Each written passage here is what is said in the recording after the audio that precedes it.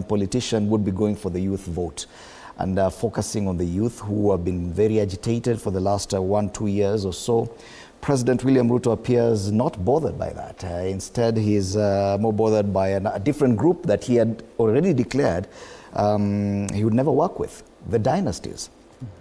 He alone has been able now to bring together, and according to his words, he's talked to Uhuru Kenyatta, Raila Odinga, and now Gideon Moi. The same names he used during his campaigns to call them dynasties, now are his closest friends. Well, these are interesting times, Fred, because I think Ruto has realized he has also graduated into the level of dynasties, and this therefore means that he's going for his colleagues. Those of us who are still hustlers might have to find our own labels in terms of the political wave that is likely to take shape in the next 1 or 2 years.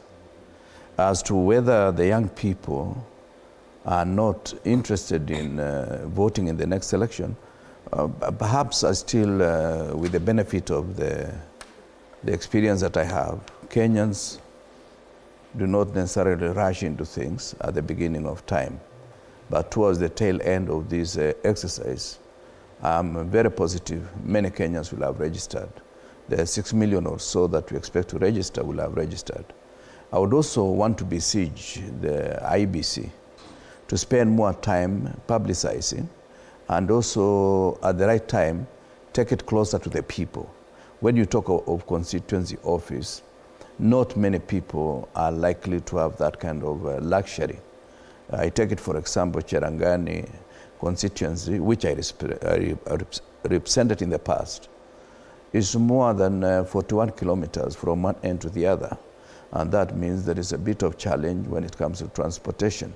We should be thinking on rolling out a program that takes the voter, the voter closer to the place of registration.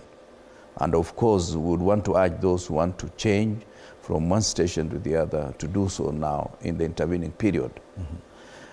But they are very interesting times. As I always say, in politics, you don't expect everything to be smooth. You expect some feathers to be unruffled, and that's what is happening. Were you shocked to see Gideon Moi in State House or William Ruto in Kabarak? No, I was not only shocked, I was disappointed.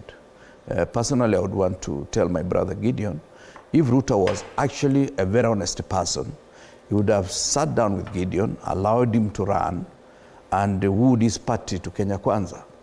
But you see, it is like he's decimating his political career. We would have expected, coming from the same community as the two of them come, I would have expected Gideon to play a greater role beyond 2032. Why am I saying so? There is historical kind of parallel that Uhuru in the second term of Kibaki never ran against Kibaki, but Kibaki still allowed him to roll out a number of in a number of constituencies where he won some parliamentary seats and other seats within those constituencies, so that he has a start towards the presidency. I'm not suggesting that Gideon should be the next president after Ruto, but in terms of political hygiene, you cannot just tell somebody who is about to get a seat, no, don't go for this seat so that we saw unity. What kind of unity? Gideon could have easily become more useful to him if he was allowed to be the senator of Baringo, so that they negotiate at the level of party leaders. The other one being the chairman, Ruto being the party leader of UDA. Okay. But when you do that, it shows the level of deceit, the level of greed, and the level of dismissal of individuals that you don't consider very important. Right. When he's talking about Raila, Uhuru, and Gideon, these are the people he lumped together and he said, these are the dynasties. Perhaps, as I said at the beginning, he has realized also he has joined the dynasties, and perhaps he thinks he's the only one who can protect them. But people, you don't have to get protection from an individual. The people of Kenya will respect their former presidents or people who have seen to have occupied high offices in the past. All right.